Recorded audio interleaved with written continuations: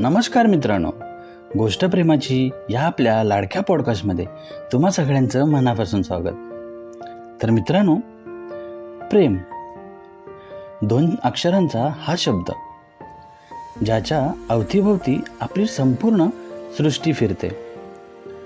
कधी काळी या प्रेमाचा अंतिम टप्पा किंवा असं म्हणा ना की प्रेमाचं हक्काचं घर म्हणजे लग्न समजलं जायचं. लग्न म्हणजे 2 जीवांचं, 2 कुटुंबांचं मिलन. पण आज 2026च्या या आधुनिक युगात जर आपण आजूबाजूला पाहिलं तर एक वेगळंच चित्र दिसतंय. आजची तरुण पिढी, मुलगा असो व मुलगी, लग्नाच्या नावावरच थोडी मागे सरकताना दिसते. मला लग्नच करायचं नाहीये किंवा सध्या तरी या झंझटीत पडायचंच नाही, हे संवाद आजकालच्या प्रत्येक घरात ऐकायला मिळतात. पण कधी विचार केलाय का की असं का होतंय? आजची पिढी खरंच प्रेमाच्या आणि नात्यांच्या विरोधात आहे की या नकारामागे काही खोल सामाजिक कारणं लपली आहेत? चला आज याच विषयाचा वेध घेऊया. आजची तरुणाई बेजबाबदार नाही, तर उलट ती जास्त प्रॅक्टिकल आणि महत्त्वाकांक्षी झाली आहे. पूर्वीच्या काळी लग्नाचं एक ठराविक वय असायचं, पण आज शिक्षण पूर्ण करून पायावर उभं राहून स्वतःची एक ओळख निर्माण करेपर्यंत वयाची विशीपिशी कधी निघून जाते ते कळतच नाही. विशेष मुलींच्या बाबतीत हा बदल खूप मोठा आहे. वर्षानुवर्ष ज्या स्वातंत्र्यासाठी स्त्रियांनी संघर्ष केला, जे स्वातंत्र्य आज त्यांना शिक्षणातून आणि नोकरीतून मिळालंय, लग्न झाल्यानंतर बऱ्याचदा तडजोड करावी लागते. कदाचित करिअर थांबवावं लागतं किंवा शहर बदलावं लागतं. ही भीती आजच्या मुलींना लग्नापासून दूर ठेवते. त्यांना आधी स्वतःचं अस्तित्व टिकवायचं आहे आणि यात काहीच चुकीचं नाही. आपण एकत्र कुटुंब पद्धतीकडून विभक्त कुटुंब पद्धतीकडे म्हणजेच न्यूक्लिअर फॅमिलीज कडे आलो आहोत.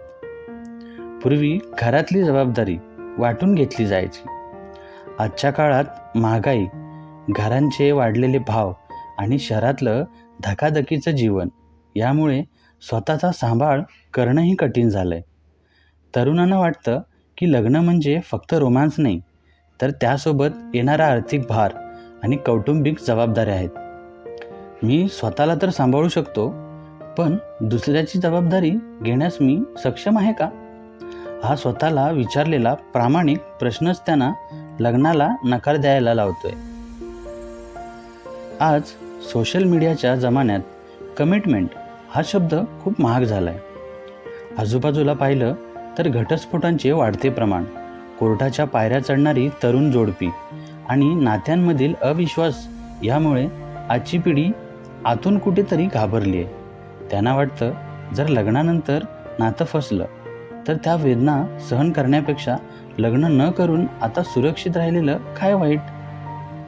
मित्रांनो, जेव्हा एखादा तरुण किंवा तरुणी लग्नाला नकार देते तेव्हा समाज म्हणून आपण लगेच त्याच्यावर संस्कृती बिघडवली किंवा अहंकारी असा शिक्का मारून मोकळे होतो.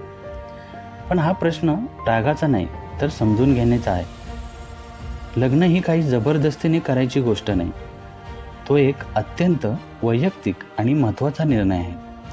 आजच्या पिढीला लग्नाचा तिरस्कार नाही आहे, तर त्यांना लग्नाच्या नावाखाली होणाऱ्या तडजोडींची भीती वाटते.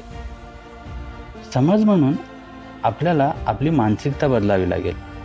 लग्नाची व्याख्या आता बदलायला हवी. लग्न म्हणजे एकाने दुसऱ्यावर हुकूम गाजवणं नाही, तर 2 समान व्यक्तींनी एकत्र चालणं आहे.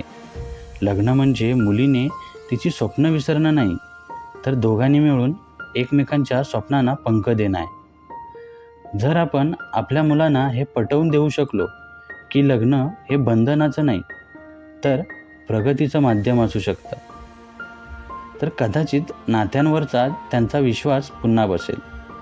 लग्नाचं वय काय असावं ह्यापेक्षा नातं पेलण्याची मानसिक तयारी कधी आहे याला समाजाने महत्त्व दिलं पाहिजे. शेवटी एवढंच म्हणेन, प्रेम आजही जिवंत आहे, फक्त ते व्यक्त करण्याच्या आणि जगण्याच्या पद्धती बदलल्या आहेत. कोणाचा नकार हा नात्याचा अंत नसतो, तर तो स्वतःचा शोध घेण्याचा एक प्रवास असू शकतो. तुम्हाला काय वाटतं? आजची पिढी लग्नाला नकार का देते? तुमच्या प्रतिक्रिया मला कमेंट बॉक्समध्ये नक्की कळवा. पुढच्या भागात पुन्हा भेटू अशीच एक नवी गोष्ट प्रेमाची घेऊन. तोपर्यंत पाहत राहा, ऐकत राहा आणि हो, प्रेम करत राहा. धन्यवाद.